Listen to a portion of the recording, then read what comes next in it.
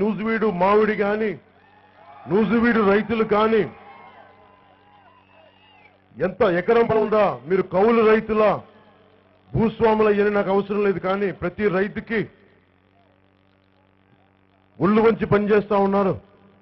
వెన్నెముకలు కుదేలైపోతున్నాయి. ఒక ఎమ్మెల్యే 2 రోజులు అసెంబ్లీకి వెళ్తే వాళ్ళకి జీతపత్యాలు వచ్చేస్తాయి జీవితకాలం అంతా. ఈ రోజున అపోజిషన్ లీడరు ఆయన అసెంబ్లీకి వెళ్ళకపోయినా కానీ జీతాలు వచ్చేస్తాయి. కానీ రైతు, తిండి పెట్టే రైతు, పండ్లు పెట్టే రైతు, పంట ఇచ్చే రైతుకి మటుకు మనకి పెన్షన్ లేదు.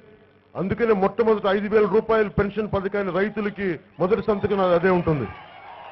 అలాగే వ్యవసాయ అవసరాల కోసం మనం 8,000 అనౌన్స్ చేశాం. దాని మీద సంతకం పెడతాను. ఎందుకంటే రైతు లేకపోతే ఏమీ లేదు. అందుకని రైతుకి పెద్దపీట వేస్తామని మీ అందరికీ తెలియజేసుకుంటున్నాం.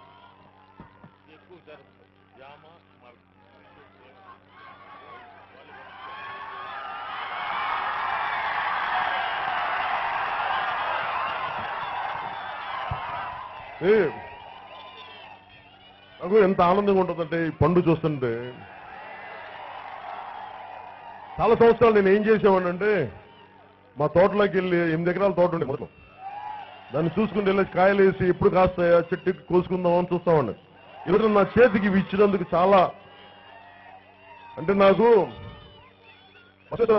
బసవేశ్వరరావు గారు, బసవ భాస్కర్రావు గారు నూజివీడు మామిడికాయలు ఒక డజను, ఒక 2 మామిడి పళ్ళు ఇచ్చి జనసేన అభ్యర్థిగా వచ్చేసారు. ఇంతకు మించి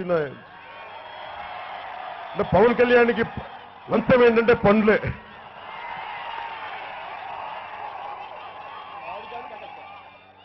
ఒక బుట్టలో మామిడి పండ్లు, జామకాయలు ఇచ్చి మీరు నూజివీడు అభ్యర్థి అయిపోయారు.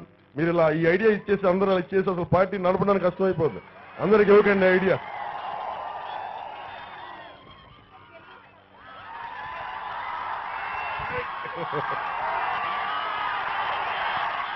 మనస్ఫూర్తిగా నూజివీడు రైతుని నేను ఆదుకుంటాను. నేను ఎక్కువ మాట్లాడను. జగన్మోహన్ రెడ్డి గారి నవరత్నాలని చెప్పను, చంద్రబాబు గారి లాగా పొడి చేస్తానని చెప్పను. నేను మీకు చెప్తున్నా, మీ కష్టాన్ని నా భుజం మీద ఎత్తుకున్నాను, మీ శ్రమ నా భుజం మీద ఎత్తుకున్నాను. నూజివీడు రైతులందరినీ భుజం మీద ఎత్తుకుంటాం. మీ బిడ్డల భవిష్యత్తుని బంగారులా కాపాడుకుంటాం.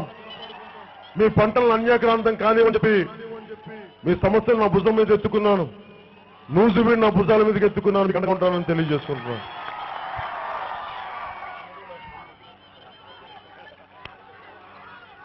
నేను చెప్పా ఇది మటుకు ఎవరికి ఇవ్వకుండా బండిలో పెట్టి నేను తీసుకెళ్ళాలని చెప్తున్నా.